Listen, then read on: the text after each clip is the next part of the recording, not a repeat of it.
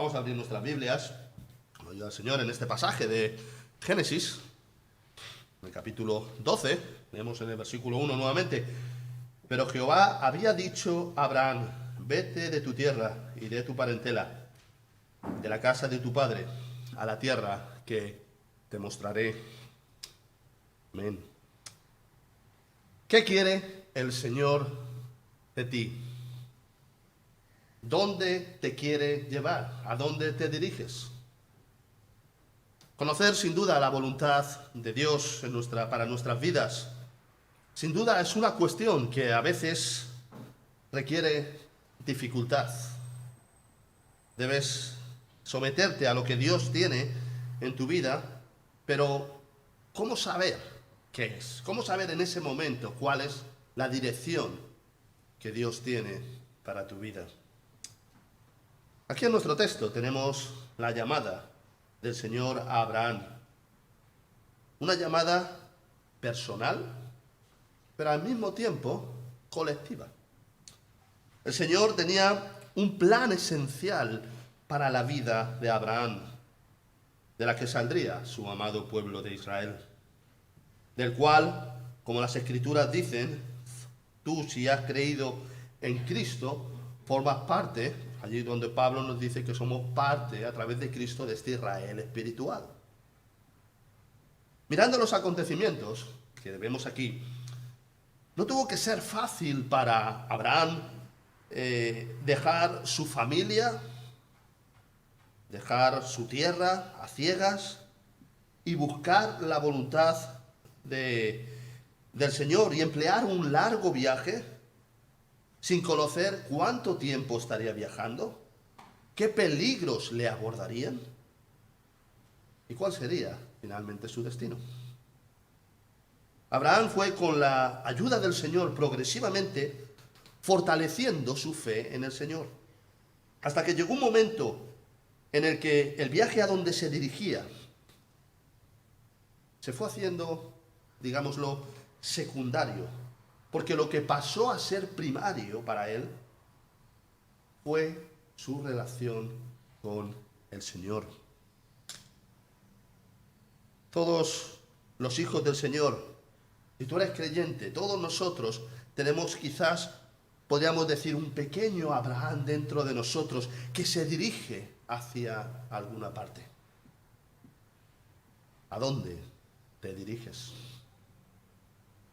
A veces la poca claridad que tenemos de la voluntad de Dios para nuestras vidas nos hace ponernos nerviosos y dar palos de ciego en nuestras acciones. Quieres saber ya cuál es la voluntad del Señor para tu vida y no quieres esperar. Pero recordamos que el Señor, nuestro Rey, no funciona con nuestra impaciencia, sino que es un Dios, como nos dicen las Escrituras, amoroso, lleno de gracia y de misericordia hacia ti, tardo para la ira, como nos dice, y grande en arrepentimiento. El Señor, a lo largo de la vida de Abraham, tuvo que testarle y darle fe. Abraham sufrió, fijaos, en su vida, tuvo sufrimientos que podemos ver en las Escrituras. Tuvo, por ejemplo, sufrió la separación de su sobrino Lot, tuvo que echar del campamento a su propio hijo Ismael, carne de su carne, tuvo que creer que su mujer le daría un hijo cuando ella ya era de edad avanzada, y sobre todo estuvo 3 días interminables intentando entender por qué el Señor le había pedido que sacrificara a su hijo Isaac, el hijo de la promesa.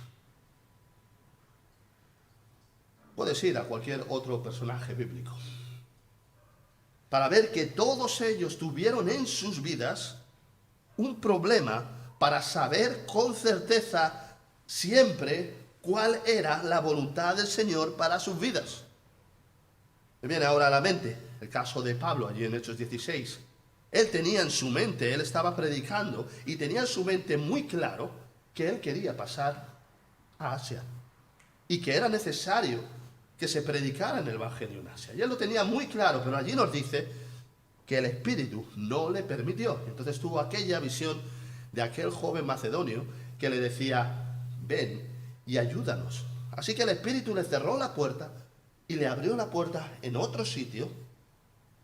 Y luego cuando vemos el desarrollo de los acontecimientos, vemos que allí era necesario que se convirtiera la familia de Lidia y también la familia del carcelero. El camino quizás por el que tú andas ahora cavilando en tu mente, de cuál es la dirección de Dios para tu vida, no es un camino nuevo.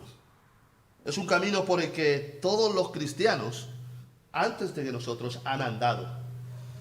Y en el que todos estamos andando hoy como creyentes. Cuando miramos nuestra vida, cuando tú miras tu vida y la comparas con las Escrituras, como hemos escuchado ahora en la oración de Martín, cuando miramos nuestra fe, nos damos cuenta muchas veces de que somos como los cangrejos, ¿verdad? De que damos un pasito para adelante en nuestra vida espiritual y damos 3 para atrás. El gran error que nos lleva a nuestra débil fe es a pensar que nuestra meta es una meta física, cuando la verdad es que nuestra meta es una meta espiritual. Nuestro cuerpo al final de nuestras vidas quedará aquí por un tiempo, mientras nuestro espíritu será el que será llevado de inmediato a la presencia espiritual, que es la presencia de Cristo. Así que Abraham llegó a la conclusión bíblica de que la obediencia al Señor es mejor que todos los actos y que todas las acciones que pensamos que podamos hacer en un momento en el que dudamos o no dudamos. Fijaos allí en 1 Samuel 15, tenemos varios ejemplos. Saúl había desobedecido el mandato de Dios. Dios le había dicho que matara al pueblo de Amalek y a todo su ganado, pero él decidió conservar la vida al rey de Amalek y al ganado, y porque eso, según él, era mejor para obedecer a Dios. Y esto es lo que encontramos muchas veces en los círculos en los que nos movemos, incluso tristemente en círculos evangélicos. Muchos deciden acercarse a Dios de la manera que ellos creen y deciden actuar en sus vidas de la manera que ellos creen que puede hacerlo, cuando lo mejor que podemos hacer es siempre permanecer en obediencia a Dios. Y allí, como el profeta Samuel le reprende a Saúl, le dice 1 Samuel 15:22, y Samuel dijo: ¿se complace Jehová tanto en los holocaustos y víctimas como en que se obedezcan a las palabras de Jehová? Ciertamente el obedecer es mejor que los sacrificios y el prestar atención que la grosura de los carneros. Así que el gran ejemplo quizás que tenemos aquí es este, pero quizás el mejor ejemplo que tenemos es siempre poner los ojos en Cristo, en nuestro Señor. La obediencia en tu vida al Señor debe ser algo esencial. Y da igual que puedas ver cuál es la voluntad de Dios en tu vida ahora, o que quizás no puedas verla. Fíjate, cuando los ciclistas, por ejemplo, cuando viene una cuesta grande, ellos se van preparando mentalmente. Y debemos hacer igual, sabiendo que en algún momento esta cuesta, quizás llena de problemas y llena de dificultades en nuestra vida, llegará un momento que llegaremos al final. Y entonces podremos pasar este tramo. Así que debemos como cristianos seguir pedaleando a través de la fe y de la obediencia, aunque no entendamos lo que está pasando con nuestra vida en este momento. Y debemos poner nuestros ojos en Cristo, sabiendo que lo mejor está por venir. Vamos a seguir varios puntos en la progresión de este texto, en nuestra meditación. El primero es: el Señor llama a Abraham. El Señor llama a Abraham. Como vemos, la descendencia de Abraham venía de Sem, hijo de Noé, Las generaciones de Sem son nombradas en el capítulo 11, en el versículo 10. Y lo que podemos apreciar allí es que se nos dice que fue una descendencia grande. Pero entre todos aquellos descendientes, nos dice que Dios eligió a Abraham. Y lo hizo por pura misericordia, acorde a su decreto divino. En el texto allí donde aparecen las generaciones de Sem y aparece finalmente Abraham, no nos dice absolutamente nada del carácter de Abraham. No sabemos si era justo o si era bueno, rico o pobre, alto o bajo. Lo que se nos dice allí en el versículo 1 del capítulo 12 es que Dios le había dicho a Abraham que partiera hacia una tierra. Y esto concuerda exactamente con la enseñanza de las Escrituras. El Señor no te ha elegido a ti porque seas mejor que tu vecino, porque seas mejor o peor que nadie, porque seas rico, porque seas pobre, ¿no? No podemos entrar en la mente de un Dios 3 veces santo y saber en qué bases Dios elige a sus hijos. Ahora, lo que sabemos seguro es que el Señor ha elegido a cada uno de sus hijos. Y si tú eres uno de sus hijos, el Señor te ha elegido.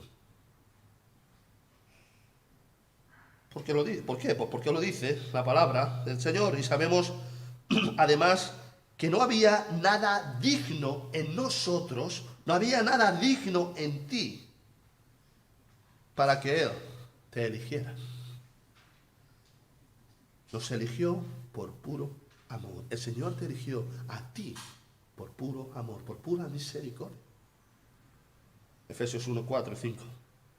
Según nos escogió en Él antes de la fundación del mundo, para que fuésemos santos y sin mancha delante de Él, en amor, habiéndonos predestinado para ser adoptados hijos suyos por medio de Jesucristo, según el puro afecto de su voluntad.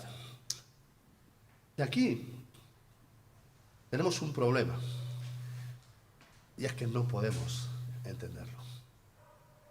Y entonces, en muchos círculos evangélicos lo que se hace es intentar entenderlo, intentar cuadrar lo que nos dice. Por ejemplo, William Perkins, que fue el padre del puritanismo, él decía que Dios nos había elegido, y esto lo mantiene también mucha gente, de que Dios nos había elegido en base a su atributo de la omnisciencia. Es decir, como Dios sabía lo que íbamos a hacer nosotros de antemano con la salvación, entonces Él nos eligió y así quitamos el problema. Pero no puede ser de esta manera. ¿Por qué? Porque la Biblia dice que no fue así. La Biblia dice que Dios te ha elegido a ti por puro amor. No había nada en ti. No fue que te diste cuenta, fíjate, un día de que estabas perdido, ¿verdad?, en pecado. No fue que decidiste seguir a Cristo. Fue Él quien se acercó a ti y a través de esa llamada interna del Espíritu Santo te rescató de la oscuridad. El mismo Jesús dice, no me elegisteis vosotros a mí, sino que yo os elegí a vosotros. Y esto todavía le da un carácter del Señor hacia ti, hacia el amor que Él tiene hacia ti, muchísimo mayor de lo que todavía podemos explicar. Porque eso significa que en el momento adecuado, el Señor atravesó naciones, atravesó comarcas, provincias, casas, hasta llegar a tu vida en el momento determinado. Y si estás viviendo aquí en España, en medio de millones de personas que ni siquiera han tenido la oportunidad de escuchar el Evangelio una sola vez, debes darte cuenta de que tu vida para el Señor es muy importante. Fue Dios quien tuvo misericordia de Abraham, como Él tiene y ha tenido misericordia de ti. ¿Cuántos millones, como hemos dicho, viven en este mundo? Y el Señor, de entre todos esos millones, te ha elegido a ti, digamos como una aguja en medio de un pajar, acorde a su decreto divino. Cuando uno llega a meditar en esta doctrina, la reacción que siente ante el Señor no es una reacción, es una reacción, de gratitud y obediencia por la misericordia que Él ha mostrado contigo, y no una actitud de cuestionar a Dios por sus actos, que es lo que muchas veces tristemente se suele hacer. Y esto primero, esta actitud de obediencia y fe activa, fue lo que Abraham hizo. Por supuesto que no fue una fe perfecta, pero sí una fe cristiana. Muchas veces, con todas las cosas que pasan en nuestras vidas, no pensamos lo suficientemente en nuestra vida realmente de lo que Dios ha hecho en ellas. ¿Eres consciente de lo mucho que Dios te ha concedido? ¿Eres consciente que lo justo sería que pagaras en el infierno eterno la deuda de tus pecados? ¿Qué estás haciendo con estos privilegios que el Señor te ha dado, con esta salvación tan grande? Quizás perteneces a una familia cristiana y has escuchado el Evangelio para salvación, y lo has escuchado tantas veces que es algo, no lo valoras realmente. Volviendo al texto, a Abraham le es mandado apartarse de la casa de los suyos, es decir, de su familia, de sus amigos, irse lejos y ya no reunirse con sus amigos jamás. O por lo menos en mucho tiempo, porque viajar en aquellos tiempos no es como viajar ahora, que yo me puedo ir allí a Irlanda, ¿verdad? Y en 2 horas estoy allí en el avión. No era lo mismo. Abraham tiene que dejar su familia. Tiene que dejar de celebrar esos acontecimientos familiares o sociales. ¿Cómo sería en tu caso si el Señor te pidiera a ti tener que marchar y tener que dejar todas estas cosas? Sin duda que sería duro para cada uno de nosotros. Como hemos dicho, el viajar en aquellos tiempos no es como viajar hoy. Estabas a merced de que cualquiera pudiera robarte o matarte. Y Abraham, aunque el Señor fue fortaleciendo su fe gradualmente, él entiende que este camino es un camino de no retorno. Tu camino cristiano es seguir las pisadas de Cristo. Poner tus pies donde Él, de alguna manera, donde Él las puso. Afrontar la vida como Él la afrontó, sin mirar atrás, mirando, como dice el apóstol Pablo, a aquello que queda por delante. Dios te ha llamado de una manera personal a caminar en esta vida, a servirle, a obedecerle. Y aunque tu vida va a estar llena de traspiés y de caídas, fíjate que la promesa es la misma. Él te promete lo mismo que le prometió a Abraham. Y es que por su amor infinito, tú, si estás en Cristo, heredarás. Dios llamó a Abraham y de la misma manera, a través del Espíritu Santo, a través de la promesa que es Cristo Jesús, Él también te ha llamado a ti. Las bendiciones espirituales que tuvo Abraham son también tuyas a través de Cristo Jesús. Como cristiano tienes el mismo ADN. Tenemos el mismo ADN que tenía Abraham. Y ese ADN es la mismísima sangre de Jesucristo que vertió en la cruz para hacerte libre de culpa. Pero fíjate que nuestro texto empieza desde algo que hizo Abraham. Porque Dios llama a Abraham a ir a la tierra de Canaán. Pero ¿qué pasa? Que él para en Aram. y habita allí. Eso lo tenéis en el capítulo 11, versículo 31. Así que tenemos que ver que Harán estaba, para que lo entendamos, aproximadamente a la mitad de camino entre Ur de los Caldeos y Canaán. También debemos entender que cuando estudiamos la cultura de aquellos pueblos, la cultura de Harán era una cultura muy parecida a la cultura de Ur. Y son muchas las diferentes opiniones de los comentaristas y teólogos de por qué hizo esto Abraham. ¿Por qué Abraham se quedó allí a mitad de camino? Hasta que Dios le volvió a decir que partiera. Dios ya había dicho antes a Abraham que saliera. Esta no es la primera vez. Versículo 1, la frase es clara. Pero Jehová había dicho a Abraham, había dicho está en pasado. Lo que tú puedes aprender es que aquí hay un paralelismo espiritual. Es que solo poniendo los ojos en el Señor, tú podrás caminar en tu vida cristiana. Da igual lo fuerte que creas que eres. Da igual incluso los años que hayas venido a la iglesia. Si tú separas tus ojos de Cristo, estarás perdido. Como dicen las Escrituras, separados de mí, nada podéis hacer. La pregunta que debes hacerte en esta mañana es, ¿eres tú uno de los que a veces el mundo y sus costumbres o los problemas que tienes te hacen quedarte a mitad de camino como se quedó Abraham? ¿O vas a abrazar la promesa de Dios para tu vida hasta el final, sin importar las consecuencias, sean cuales sean?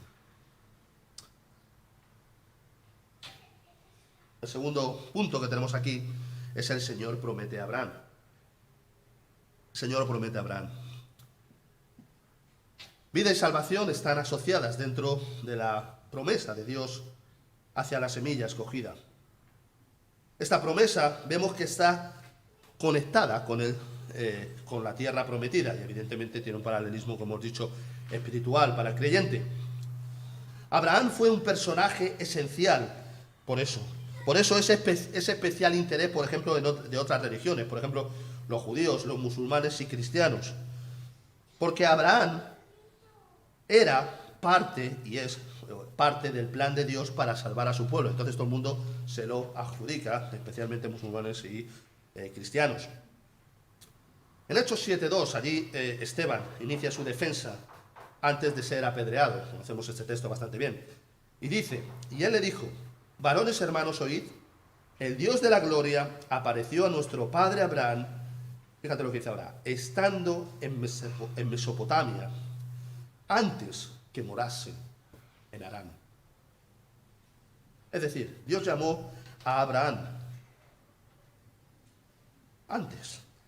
Y quizás porque las costumbres de Harán eran parecidas a las de Ur, él se encontró a gusto allí y decidió, parar un momento, ¿verdad? Y decidió no seguir.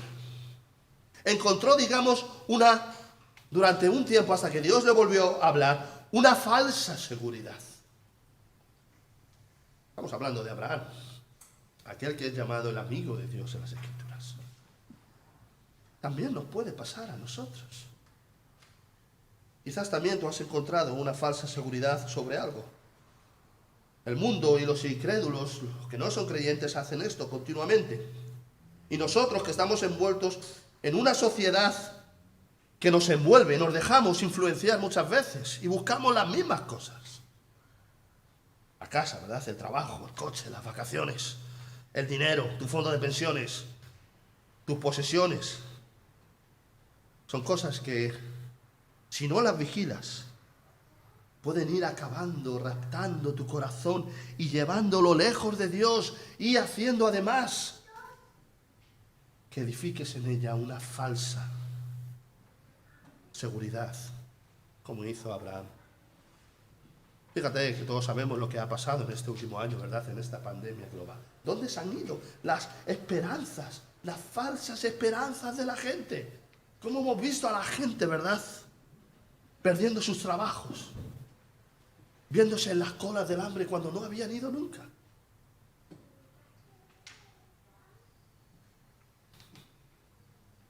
¿Dónde está tu esperanza? ¿Dónde está tu confianza en el Señor? El cristiano puede estar seguro de que el amor de Dios hacia él es algo que nosotros no podemos ni siquiera imaginar. Este amor hasta el día en que seamos hechos perfectos.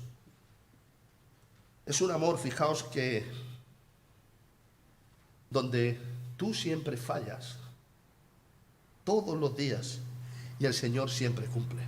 Esta es la historia de nuestras vidas. Esta es la historia, si tú eres creyente, de tu vida. Dice el texto, aunque fuésemos infieles, y eso es lo que somos, infieles todos los días, en pecado, de omisión, de comisión. ¿Pero qué dice? Él permanece. Él permanece. Fíjate las palabras que le dice Dios mismo a su pueblo, Deuteronomio 7, versículos 7 y 8. No por ser vosotros más que todos los pueblos os ha querido Jehová y os ha escogido, pues vosotros erais el más insignificante de todos los pueblos, sino por cuanto el Señor os amó y quiso guardar el juramento que juró a vuestros padres. Os ha sacado el Señor con mano poderosa y os ha rescatado de servidumbre de la mano de Faraón, rey de Egipto. Fíjate que el texto aquí habla a los israelitas muchos años después de esta promesa a Abraham. Pero el Señor sigue recordando porque Él no olvida. Su amor hacia su pueblo es siempre el mismo. El Señor no cambia como nosotros. No dice, como solemos decir ese refrán donde dije, digo, ahora dice Diego. Él no es así. Dios es inmutable en su ser. Y eso hace que cada vez que tú pecas como cristiano, Él te sigue, aunque eres infiel, Él te sigue mirando a través de las lentes de Cristo. Y te mira bajo el amor de su pacto, bajo el amor de su promesa. Este amor hacia ti es un amor, como hemos dicho, que no tiene lógica, no podemos expresarlo con palabras. Porque cuando miramos nuestras vidas, cuando tú miras tu vida, te das cuenta de que pecas continuamente. Muchas veces caes incluso más hondo que aquellos que no tienen luz. Y tú lo sabes. Y aún así, Él te sigue amando.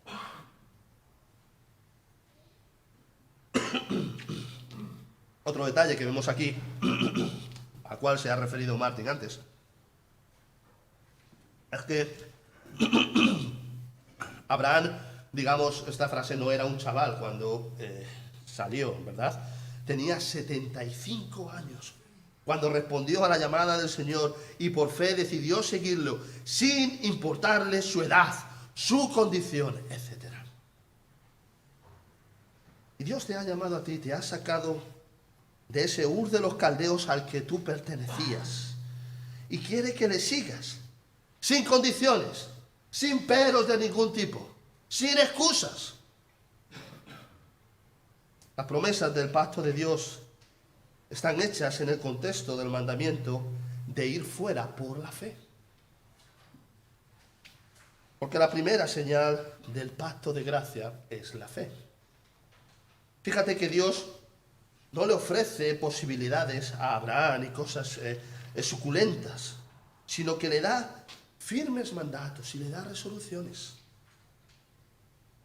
Igualmente el Señor no te da a ti esas posibilidades suculentas, ni te promete como prometen en algún sitio que cuando conozcas a Cristo tu vida va a ser de color de rosas. No es así, sino porque en ese momento en el que una alma entra en conocimiento con el Señor, lo primero que se provoca es una guerra entre el alma y el cuerpo. El Señor te promete que al final heredarás, pero te dice al mismo tiempo que no quieras llevar nada contigo, no quieras poner ninguna de esas falsas esperanzas por encima de Él. Como decía Jesse Ryle, hablando de este tema, decía, nosotros estamos llamados a escoger a Dios antes que al mundo. Nosotros debemos seguir como Abraham, la voz desnuda de Dios. ¿Es esto lo que estás haciendo tú con tu vida? A las buenas y a las malas. En esas cosas que entiendes, en esas cosas que quizás no entiendes. Estás siguiendo solamente la voz desnuda de Dios. Hoy, ahora, puedes hacerlo a través de la gracia del Espíritu Santo y pedirle a Dios fe para seguirte. Fe para seguirle a Él a través del viento, a través de tierra, de mar. Y si es necesario, sin condiciones. Volviendo al texto, leemos allí en el versículo 3, bendeciré a los que te bendijeren y a los que te maldijeren maldeciré, y serán benditas en ti todas las familias de la tierra. La palabra que viene allí es familia. La palabra familia, el pacto de Dios con el Israel en el Sinaí, incluyen también bendiciones, incluyen maldiciones. Ahora bien, esto no significa que el pacto quizás no sea el mismo, como algunas personas piensan. Independientemente de lo que se piense en cuanto a los diferentes pactos, porque hay diferentes, los teólogos tienen diferentes maneras de pensar. Lo que quiero dejar claro aquí en esta mañana es que de cualquier manera había un propósito eterno, porque nos lo dicen las Escrituras, sin entrar en la discusión teológica. Espirituales y eternas bendiciones están a veces escondidas y entremezcladas en lo físico, pero esto también pasa hoy en nuestros días. Hay beneficios espirituales y a veces pueden ser físicos por guardar la palabra de Dios. Fíjate, Proverbios es un claro ejemplo. Lee el libro de Proverbios y lo vas a ver allí, los consejos que te da y las bendiciones que el Señor puede dar. Conocer a Dios cada día más es la bendición que Adán perdió en el jardín del Edén. Pero por ejemplo, Enoc lo experimentó más tarde. Levítico 26, 12. Dice, y andaré entre vosotros, y yo seré vuestro Dios, y vosotros seréis mi pueblo. Aquí tenemos nuevamente este lenguaje de familia. Se trata del pacto de Dios. Y luego en Apocalipsis 21:3 vemos allí que dice la segunda parte de Apocalipsis, dice, he aquí el tabernáculo de Dios con los hombres, y Él morará con ellos, y ellos serán su pueblo, y Dios mismo estará como su Dios.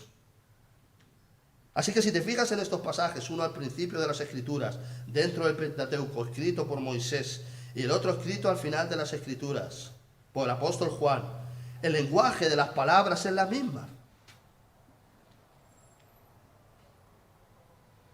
Dios siempre tenía un propósito para tu vida desde el principio, como nos dice allí en las Escrituras.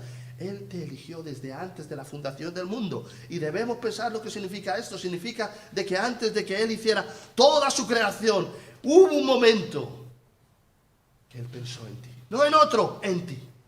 Eso es lo que la Biblia nos dice. Dios bendijo a Abraham. Y él vino a ser ejemplo de que bendición es ser el mediador de otros. De qué bendición, es ser el mediador de otros. Así que no dejemos de algunos detalles externos y fijémonos en que Dios tenía un propósito para ti en tu vida. Es incluso, por ejemplo, en este pacto de obras, como algunos lo llaman, que nos puede valer para identificar este periodo, pero sigue aún así dentro del mismo propósito que Dios tenía. ¿Por qué? Porque lo vemos allí en ese pacto de redención. La Biblia nos dice que este pacto tuvo lugar la pasada eternidad en Juan 17. Y fíjate qué diferente es en pensar una cosa o pensar otra. Yo no sé si alguna vez habéis visto en muchos sitios donde cuando se habla de el Dios del Antiguo Testamento, hablan de Él de una manera como si fuera un Dios implacable, sin misericordia. Digámoslo, incluso yo he llegado a escuchar que algunos dicen que es un ogro, ¿verdad? Algo realmente terrible. Pero lo que nos enseña este Juan 17 es que el Hijo aceptó morir acorde a la voluntad del Padre. ¿Y sabes por qué? Porque el Padre te amó. Fíjate la diferencia. Dios tenía un propósito eterno para ti desde antes de la fundación del mundo.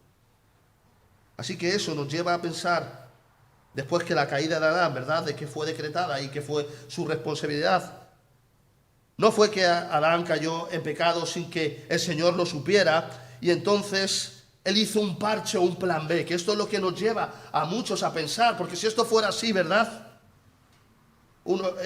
Parece como que Dios hizo ese plan y como el pecado se interrumpió, entonces pues él hizo un plan B. Pero no es así, porque a Dios siempre, Dios no tiene un plan B, a él siempre le funciona el A. La doctrina calvinista parece a los ojos humanos que se contradice en sí misma y es difícil de explicar, porque por un lado, es verdad, el Señor elige, mientras por otro lado el hombre es culpable. Y esto se choca, ¿verdad? Ahora, la mente de Dios no es la nuestra. No creemos esta doctrina o cualquiera en la Biblia por su lógica humana, sino por la fe y por la autoridad que Dios mismo da a su palabra. Y se acabó. No necesitamos entender nada más que el Señor nos amó y nos prometió un Salvador al que podemos abrazar y del que podemos ser salvos gracias a lo que Él hizo. Finalmente, el Señor cumple su promesa a Abraham.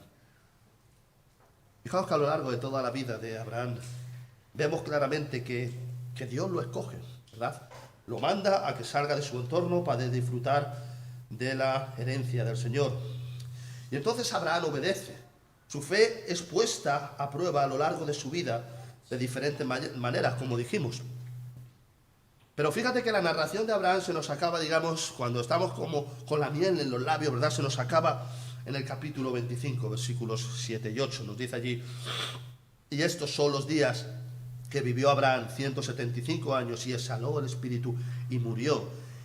Abraham en buena vejez, anciano y lleno de años, y fue unido a su pueblo.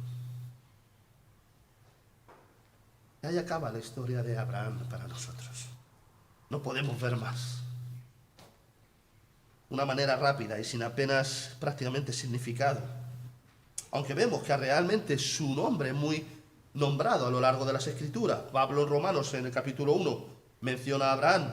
En Gálatas, en el libro de Gálatas, es mencionado en 2 capítulos, hablando de la salvación por fe. En Hebreos 11 es nombrado en el capítulo titulado como los héroes de la fe. Abraham es descrito como amigo de Dios en Santiago 2.23, Isaías 41.8, Segunda de Crónicas 27. También es nombrado en Mateo, Marcos, Lucas, Juan y Hechos. Y sin duda de todo esto nos habla de la importancia de Abraham. Pero ¿qué fue lo más importante para Abraham? Es que cuando murió, él fue reunido con su pueblo y alcanzó la promesa que Dios le dio. Esta es también una promesa a la que tú te puedes coger. Esta promesa de Cristo es tan certera. Esta promesa de Dios fue tan certera como Abraham, como lo es tan certera para ti si has creído en el Señor. ¿Cuál sería el gozo de Abraham, verdad? Al ver cómo después de esta vida él estaba entrando allí en la mansión gloriosa de Dios. Fíjate que el Señor le dice 5 veces en el pasaje diferentes promesas. Le dice: yo te daré, yo bendeciré, yo haré. Y él, el Señor, cumplió su palabra. En este mismo gozo que Abraham tuvo, es el mismo gozo que te está esperando a ti. Un gozo imposible de describir con palabras. Y finalmente, ¿a dónde te te dirijas. ¿Qué es lo que quiere Dios de ti? Incluso en estos momentos quizás en que puedas estar en un momento pasando situaciones que tú conoces, en que no sabes muy bien qué hacer.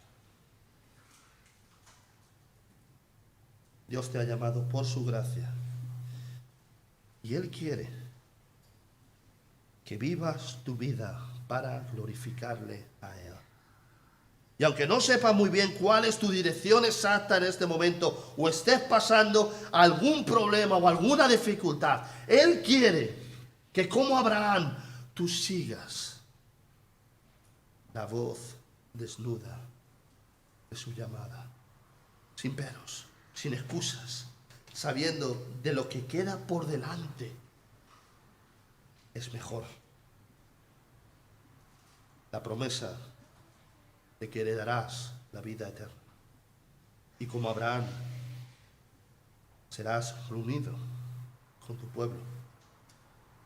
El Señor, a través de su palabra, te dice hoy: tú eres mío, yo te he llamado, ven, sígueme y hereda la vida eterna en la promesa certera que es Cristo Jesús. Amén. Vamos a orar. Señor, te damos las gracias por este día que tú nos das.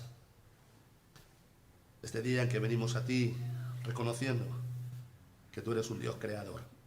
Y también reconociendo, Señor, que muchas veces por nuestra debilidad, por nuestra falta de fe, por nuestro pecado, nos apartamos de ti y no ponemos las cosas en las cosas que tú nos dices. Señor, te damos las gracias por esta promesa que tú nos dices, que tú nos has dado en Cristo Jesús. Una promesa que no tiene, que su cumplimiento es certero, porque no depende de nosotros, sino depende de la obra expiatoria que hizo Cristo en nuestro lugar, llevando nuestros pecados. Señor, tú sabes la vida de cada uno de los que estamos aquí. Ayúdanos, Señor, a coger esta llamada de tu voz desnuda.